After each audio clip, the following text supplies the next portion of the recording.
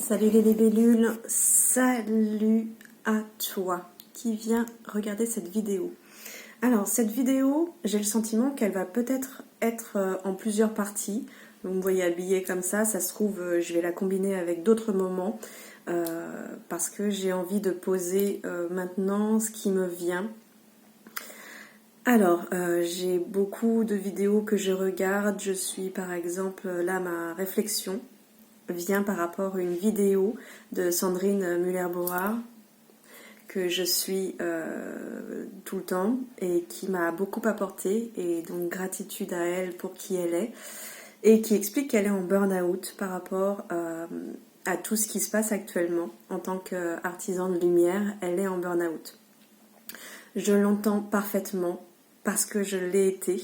J'ai eu des portions comme ça de moments où je sentais bien que j'étais attirée par les basses énergies.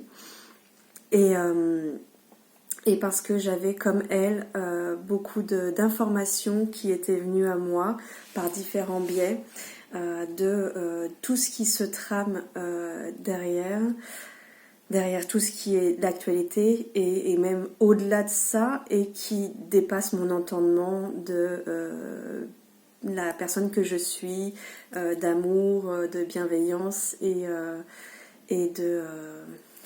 déjà de tout ça, quoi, simplement ça. Et donc artisan de lumière.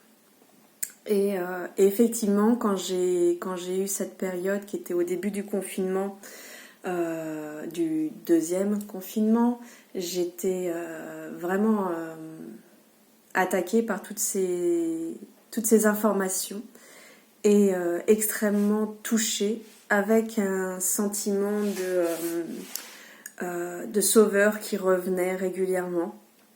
Je dois faire beaucoup de vidéos pour les autres, je dois mettre mon énergie au service des autres. Oui, mais non. Oui, mais non. Alors ça, c'était un premier point, effectivement. Et je vous rassure, je suis sortie de cette zone-là. Et comme très régulièrement, j'ai mon mental qui reprend un peu le dessus. Mais je sais à présent l'organiser et lui porter l'attention suffisante. Et non pas toute mon attention, mais juste l'attention suffisante. Comme s'il était un enfant que j'avais avec moi et qui me demandait toute son attention, alors que je ne peux et ne dois lui apporter qu'une attention suffisante. C'est-à-dire pas toute mon attention, sinon en fait il ne s'autogère plus, il ne s'autonomise pas, il n'apprend pas à s'autonomiser. Et ça, c'est vraiment quelque chose qui me tient à cœur, que je m'autonomise, que quand vous venez me voir en consultation ou en accompagnement, que justement vous vous autonomisiez. Et donc que mon mental s'autonomise autant que les autres aspects de mon être.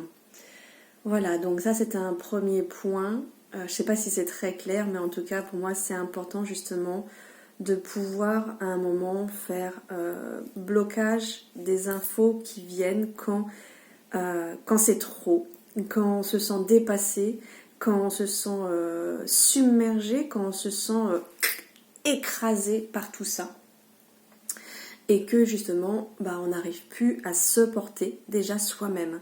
Donc en tant que thérapeute, je dois pouvoir me porter moi-même pour pouvoir vous accompagner et non pas vous porter.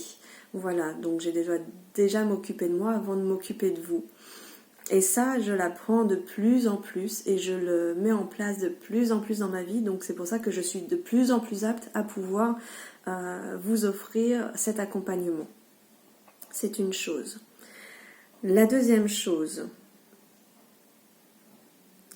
c'est aussi par rapport à la vidéo de Sandrine qui vient d'être diffusée. Je vous mettrai le lien si vous voulez l'écouter, histoire d'avoir sa voix et ce à quoi je fais référence. C'est justement un échange que j'ai eu dans la matinée avec une de mes clientes qui ne voyait pas... Qui avait reçu une nouvelle qui l'alarmait énormément, et ça je le comprends parfaitement, et qui était annoncée pour la mi-décembre, donc une date. Et en fait, elle était dans tous ses états. Au vu de la situation, je le comprends, je le partage complètement. Je l'ai cependant accompagnée à se recentrer. Donc, comment on se recentre? On revient par la respiration. On s'impose un temps. 3 respirations pour commencer. Simplement, j'inspire profondément, je pose, je souffle par la bouche, je pose, j'inspire, je pose, je souffle par la bouche, je pose, à nouveau j'inspire, je pose, je souffle par la bouche, je pose. Et là je regarde la météo interne. Est-ce que j'ai réussi à faire descendre la pression? Est-ce que je suis moins là, mais peut-être plus là? Peut-être j'ai réussi à arriver là et peut-être que j'ai réussi à redescendre dans mon ventre, dans mon oranda, dans mon centre. Donc, si c'est juste un petit peu redescendu, poursuivez la respiration. C'est vraiment important. Poursuivez la respiration jusqu'à ce que vous sentiez que vous soyez plus à l'aise, plus revenu, au moins au cœur, si ce n'est pas au centre. Voilà. Et que donc c'est plus léger. Vous êtes un peu plus serein. Voilà, plus en paix, plus posé en tout cas. Voilà. Et non pas tout là-haut. Et en deuxième temps, je lui rappelais quelque chose d'important, c'est que effectivement Gandhi nous dit « Soyez le changement que vous voulez montrer, que vous voulez avoir dans votre monde. » Donc dans votre monde, ce n'est pas le monde. Tout comme moi, j'ai appris que je ne pouvais pas sauver tout le monde. Je vais sauver les personnes qui vont venir à moi. Je vais pas sauver, non, pardon, autant pour moi. Je vais aider, accompagner les personnes qui viennent à moi. Quand je dis sauver, au départ, c'est peut-être un effet de pompier et après, leur permettre un effet de pompier pour les aider justement à... On éteint le feu et maintenant, on regarde ce qui se passe et on respire et on regarde la situation. La situation, c'est, rappelez-vous, que d'abord, vous changez votre intérieur pour pouvoir ensuite changer le reste. Donc, par la respiration, par des moments de pleine conscience, qu'on appelle de la méditation, mais en fait, c'est de la pleine conscience. Regardez votre doigt si vous n'arrivez pas à revenir à la respiration, et juste comme si vous deviez le redessiner, vous venez dans votre doigt, vous en choisissez un, et vous imaginez que vous devez, voilà, vous avez 1 minute pour le regarder, et qu'après vous devez le redessiner à l'identique, au mieux. Et là, ça va vous faire revenir, vous allez pouvoir sentir que votre doigt, en fait, c'est comme s'il avait plus de présence. C'est comme si tout le sang était afflué là. Je regarde ce bout-là, hein, mais ça aurait pu être le pouce, c'est ce que vous voulez. Mais on le sent plus présent déjà. Donc je vous invite à faire cet exercice et vous allez voir. Et une fois que vous êtes revenu dans un état plus posé, c'est de revenir sur les faits, juste les faits. Les faits, c'est quoi? Ok. Aujourd'hui, ma situation, elle est comme telle.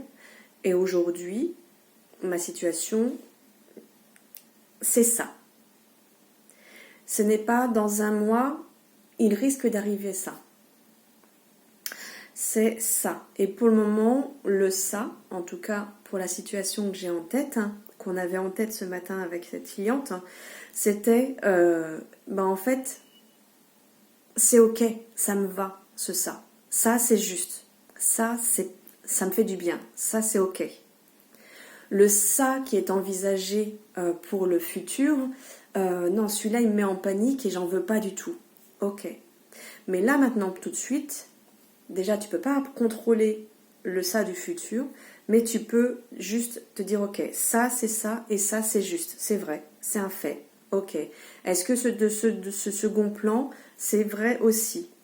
C'est vrai ou faux? Si c'est vrai, c'est vrai. Et là, vous allez voir, c'est comme si vous preniez de la distance avec la situation.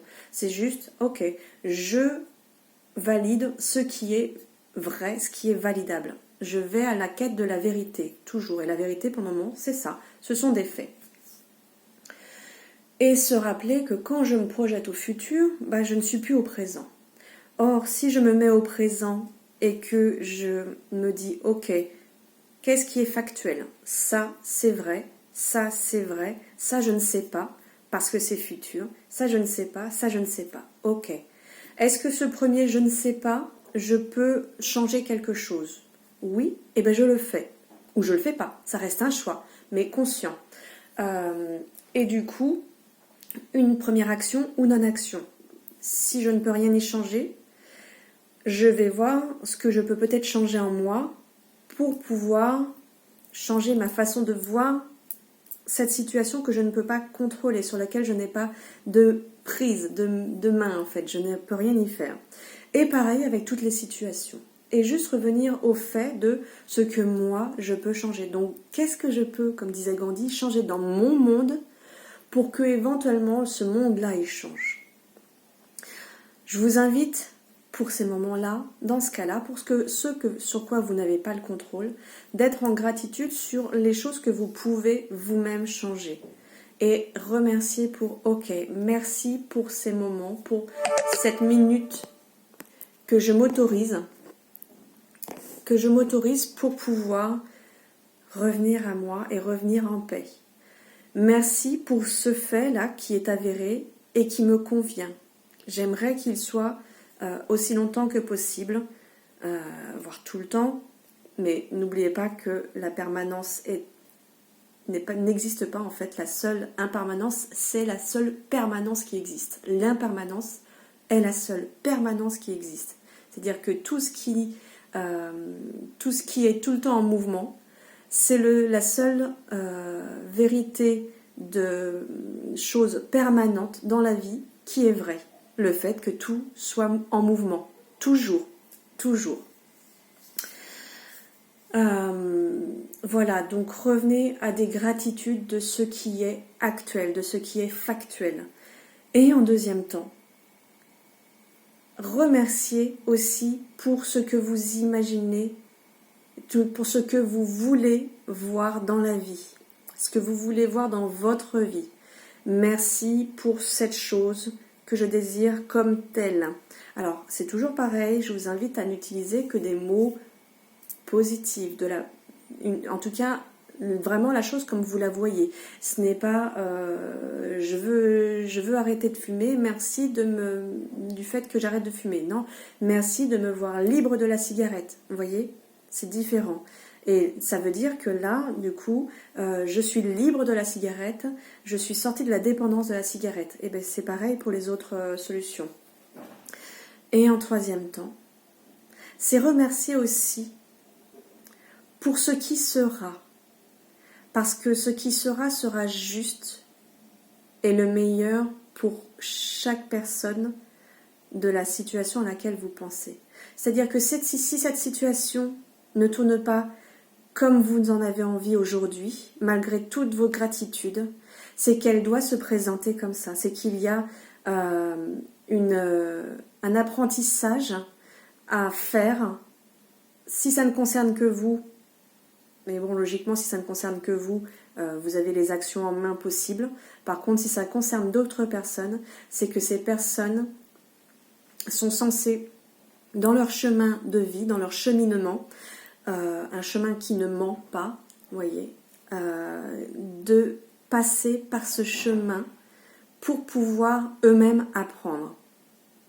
C'est sûr que ce n'est pas évident quand ça touche nos proches, et je l'entends bien venir encore plus quand ça touche nos enfants. Sauf que nos âmes sont descendues, autant la nôtre que celle de nos enfants, sont descendues sur Terre vivre une expérience qu'ils avaient demandée, pour laquelle ils étaient prêts.